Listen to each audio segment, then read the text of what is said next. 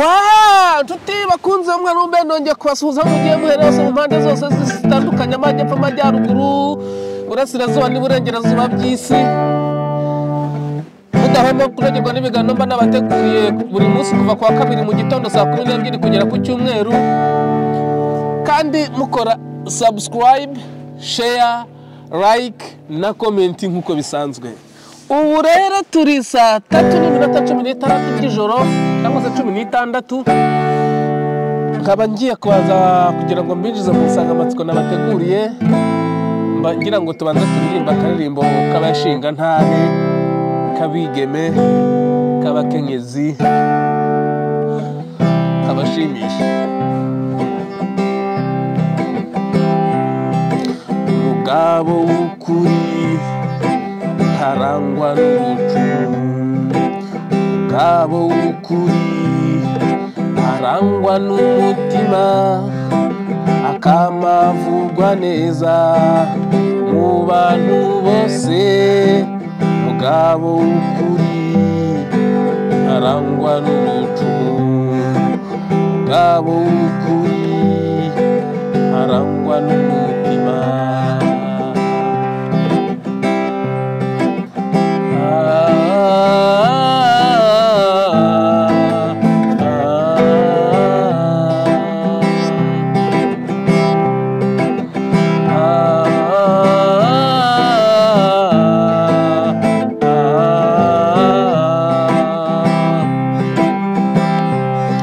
Umugabo w'ukuri subirirwa yicaye, umugabo w'ukuri arangwa n'ibikorwa bizamuteza imbere igihugu ciwe.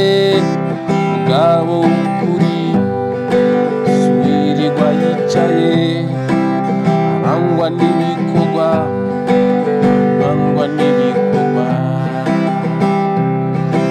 akamagwanira amahoro aho ari hose, akamagwanira amahoro aho ari hose, akamagwanira amahoro aho ari hose. Abashinga ntahe, abakenyezi ndetse n'abigeme ndabashuhuje cyane aho muherereye muhuye namwe. Ndabizi ku isi yose muri nk'abanyarwanda isi mwarayuzuye kubera ko nyine tugomba kujya gushakisha, ariko byuza mwebwe mufite ubumwe si kimwe natwe, ariko namwe harimo akantu katari keza. Boneka buriya twese turi bamwe, hari igihe rimwe na rimwe biba ari byiza ubundi bikaba ari bibi mu bihugu byacu, ariko nta kundi byagenda. Amoko turayasangiye, ibiryo turabisangira, duhuje amoko, duhuje ibiryo, duhuje ibara ry'uruhu n'ururimi. Buriya ni rumwe nuko ari amaco y'inda y'ibaya y'abantu bategetse ibihugu byacu mbere. Ubundi u Rwanda n'u Burundi byaguye kuba igihugu kimwe, ariko njye numva ngo abarundi ni nabo batumye u Rwanda ndarubona ubwigenge. Sindabihamya neza ariko niko njya mbyumva. Hanyuma rero naje bavandimwe, naje ntabwo mfite byinshi byo kubabwira, ariko mfite bike byiza byo kubabwira. Reka manze mbabwire, wenda mpereye ku nkuru nabagejejeho ibanziriza iyi ngiyi y'inkuru zose zabazengereza zikabazutaguza zikabazungereza zitagize na kimwe zumariye abanyarwanda cyangwa zibubake. Nibagiyemo inkuru y'umuntu bita Marara Rushato Shatoro Marara, ariko we kuba naramwibagiwe byampaye kongera kumuha amahirwe yo kumuvugaho bihagije. Nahise muhimbira icyo bita insigamigani. Insigamigani rero buriya ababyeyi mwebwe wenda mutabashije kujya mu ishuri, mukaba mwishoboye, mukaba mufite amatelefone meza, reka mbacire ku mayangeho gake. Insigamigani ni ibintu biba byarabayeho bikaba ku muntu runaka n'igihe runaka n'ahantu runaka, ku buryo ibyo bintu byabaye kuri uwo muntu bisiga inyigisho bigahinduka insigamigani nyirizina. Ubwo rero reka nyibabwire iyo nsigamigani nabonye. Wenda kera kabaye abanyabwenge nka bari ku kigero cya Naomi, Miss Naomi, mu gihe ari uzaba uyoboye abanyabwenge bose ubwo urumva bari hasi ye uko bazaba bameze. Iyo nsigamigani bazayifashisha yitwa ngo yarenzwe uwamarara. Uyu mugani bazawuca babonye umuntu warenzwe bidasanzwe nyuma yo guhunga igihugu akagera hanze y'igihugu akitwa impunzi, agakorera amafaranga menshi cyane ndetse ntamuhaze, bikaba ngombwa ko yaka amadeni akajya gushora imishinga mu gihugu yahunze, abizi neza ko iyo mishinga itazamuhira nubwo uwo muntu yaba ari umucinyankoro bingana bite. Nibwo bavuga bati uyu muntu yarenzwe uwamarara, waturutse ku mugabo bitaga Marara wo ku Kibuye za Rubengera ahasaga umwaka w'2025. Ngayo nguko ubundi bagakomeza bagashyiramo biriya byaba misi nawo mu buryo bariye ibiryo bakabimara, ubundi buryo bariye bamara guhaga bagashyiramo ibisimba, bamara gushyiramo ibisimba bakanyara mu masahane, bakajyana mu mashuka bagashyiraho amazirantoki, ubundi sinakubwira bagatanga itangazamakuru bakaritumira, ubundi imbuga nkoranyambaga bakazitwika. Nta n'inzu n'imwe simbizi, ntago ngewe mbona iriya nzu ya Marara ni nziza pe, ni nziza. Nkeka ko yanamuhenze cyane kuko iriya nzu ntiwayubaka udafite amakredi, amadeni watse muri zino banki zinahangaha i Burayi, ntibishoboka. Wonge mbona n'ibikoresho biyigize neza uko inzu zinaha zimeze nawe niko yabikoze. Nkeka bayubatse ari i Burayi, ibikoresho byayubatse byaturutse i Burayi, n'amafaranga yubatse yaturutse i Burayi, ariko abayinyayemo abanyaye mu masahane bakanajya gushyira amazirantoki mu mashuka ndetse bakanamena ibisimba mu biryo.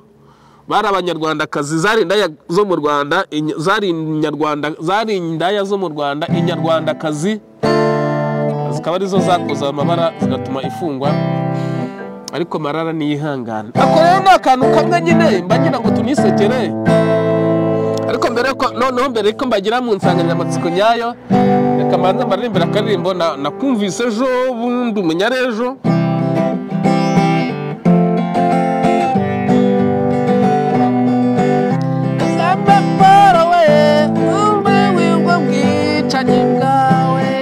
Kagame Paul we turambiwe ubwo bwicanyi bwawe, Kagame Paul we turambiwe ubwo bwicanyi bwawe.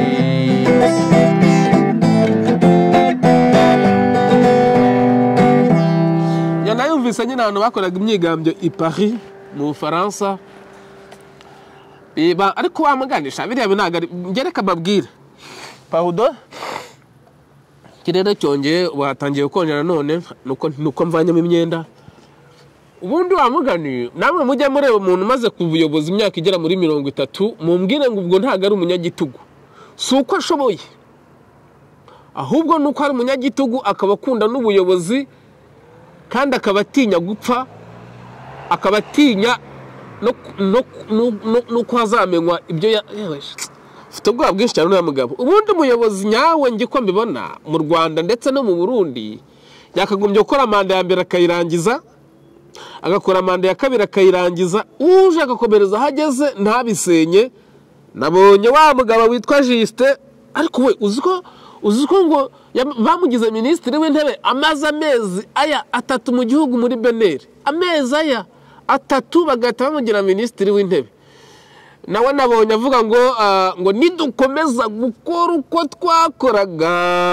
twakoraga ntago tuzatera imbere. Ufana wihaje gusenya ibyo mugenzi we yagezeho, kandi wa muhungu bita Robert numvise avuga ngo niwe ministri, ngo niwe ministri yemera.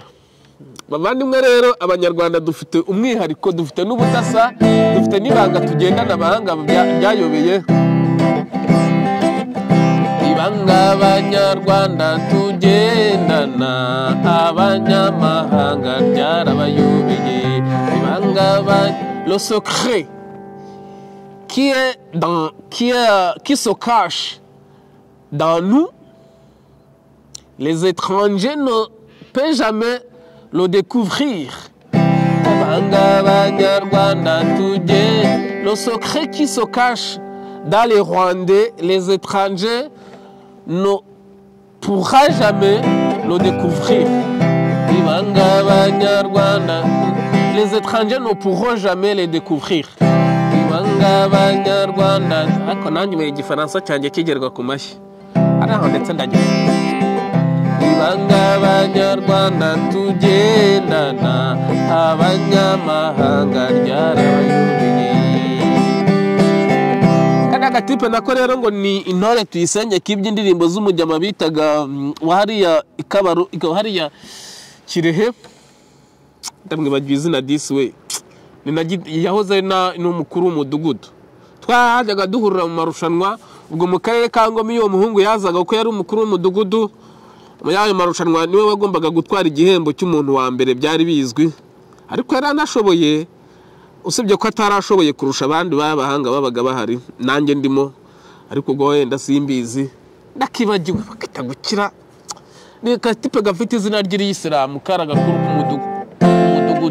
Izi ndirimbo niho Eric Tuyisenge yazibye, niko yatsibye arangira arazigira arazitangaza ubwo nyine abamuryanye inamba nayo nguko.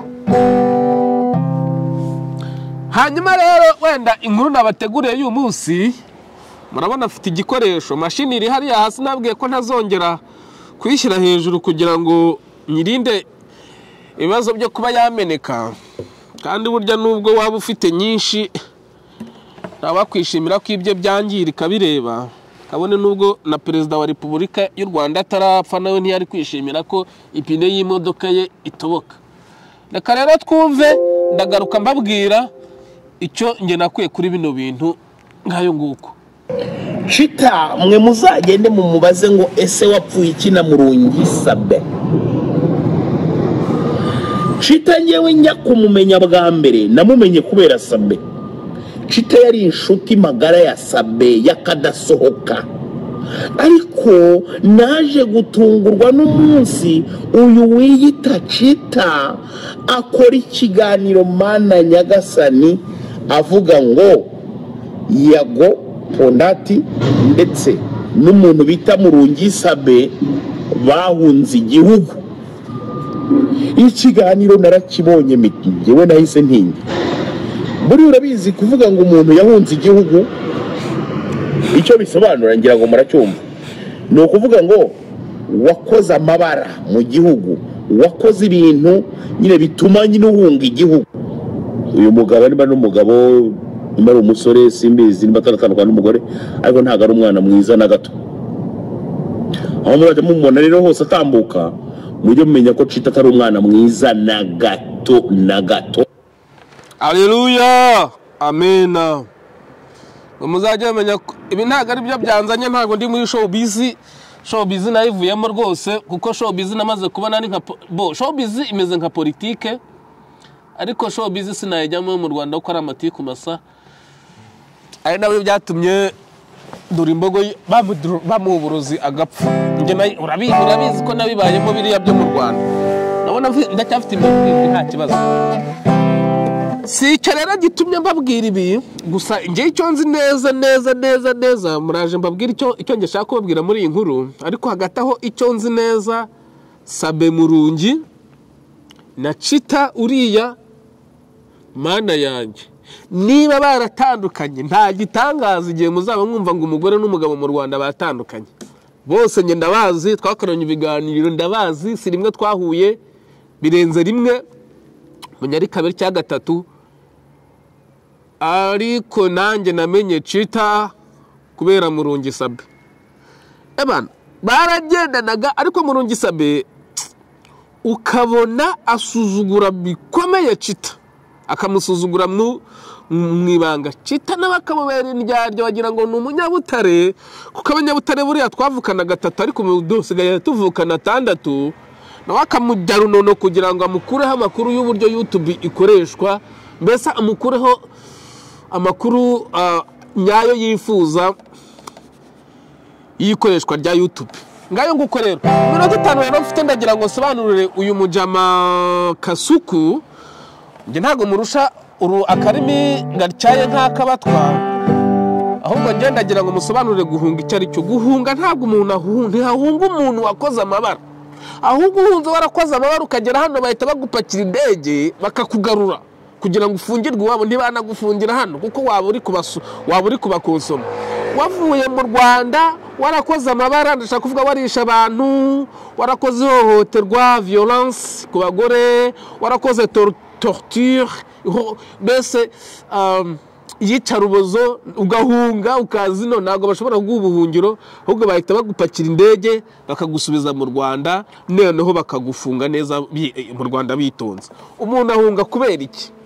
Kasuku reka mbigusobanurire. Ntabwo nkurusha gukora mu gahogo k'abatwa n'abavuga ngo ntabwo uri umunyarwanda. Ngewe ntabwo ndabyemera kuko uzi ikinyarwanda cyiza kurusha n'abanyarwanda pe. Bavandimwe ntabwo uyu mugabo njya mukurikira, ariko iyi video narayibonye ndavuga ndi wa mugabo burya azi ibintu azi ikinyarwanda kingana gutya. Umuntu rero uhunze numeze gute? Urugero nka Prince Kid, murabona ko yahunze, none se yakoze amabara.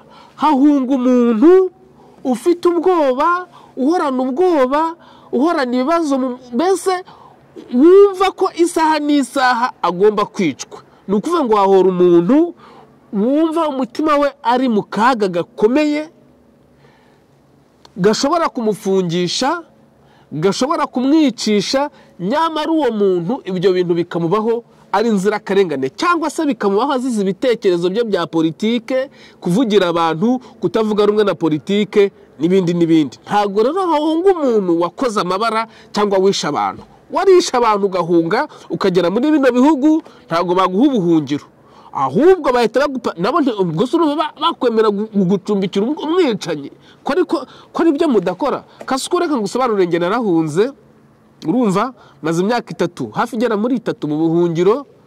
Hahunga umuntu ufite ubwoba, uhorana ubwoba, uhorota ibintu bibi, uhorota bamwica, mbese akumva ko mu buzima bwe bwa buri munsi ari mu kaga.